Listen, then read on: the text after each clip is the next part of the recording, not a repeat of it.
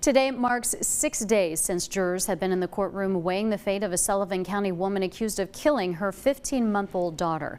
Evelyn Boswell faces a first-degree murder charge in connection to the death of her daughter, Evelyn.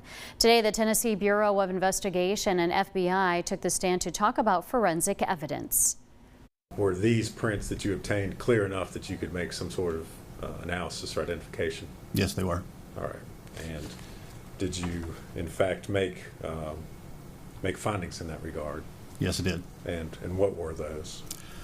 I was able to identify the fingerprint from underneath the rim of the trash can to Evelyn Boswell's number 2 or right index finger.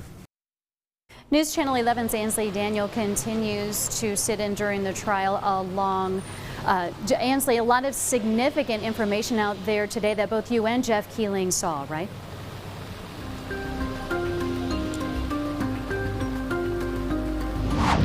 Yeah, Sarah, you're absolutely right. It was a back and forth day inside of the courtroom here in Blountville for both prosecutors and the defense. That's right, Ansley.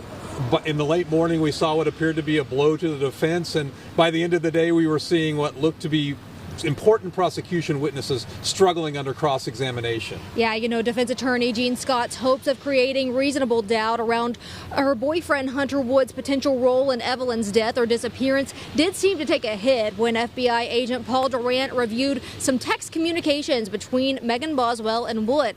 A December 27th text from Boswell to Wood appeared that it convinced Wood that Evelyn had been sent with her supposed father, Ethan Perry. The first of what appeared to be several examples of Wood being unaware of the truth that Evelyn was already missing. Ethan and I talked, and he's going to stay home. And then is followed by, he thinks that what would be best, also because I'm obviously not a very stable parent right now, and Evelyn doesn't want to come home with me. The day wasn't over, though. Late this afternoon, it was the prosecution that was struggling for a conclusive result when they interviewed 2 forensic pathologists. That's right. After Scott succeeded in getting medical examiner Matrina Schmidt to waffle on potential causes of Evelyn's death, beyond just homicide, the state brought on Darinka Malushnich to the stand. In a sometimes combative exchange with Scott, and under a threat of contempt of court from Judge Jim Goodwin, the doctor was forced to answer yes or no to a crucial question about whether, as the prosecution seems to want to claim, that Evelyn Boswell was alive when she was placed in a trash can. Ma'am, yes or no, can you say conclusively that this child was alive or dead when it was placed in the blanket in the tinfoil? The blanket, tinfoil, the trash can, which one? Okay, the answer is no. She could have been murdered a different way. Thank you, doctor. That came at the end of a long, tense day. Yeah, it was kind of like a mic drop in the courtroom almost at that moment. You know, you kind of could see where Gene Scott knew that he was doing his job and doing it well.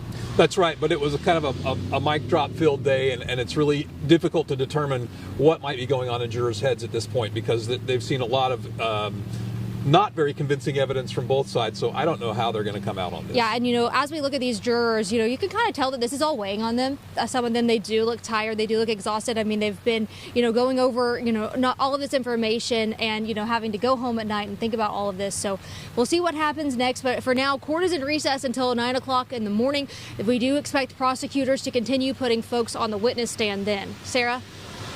Ansley and Jeff, thank you so much. News Channel 11 will be following the case from start to finish, and we will be streaming, or continue to stream every minute of the proceedings on our website, WJHL.com.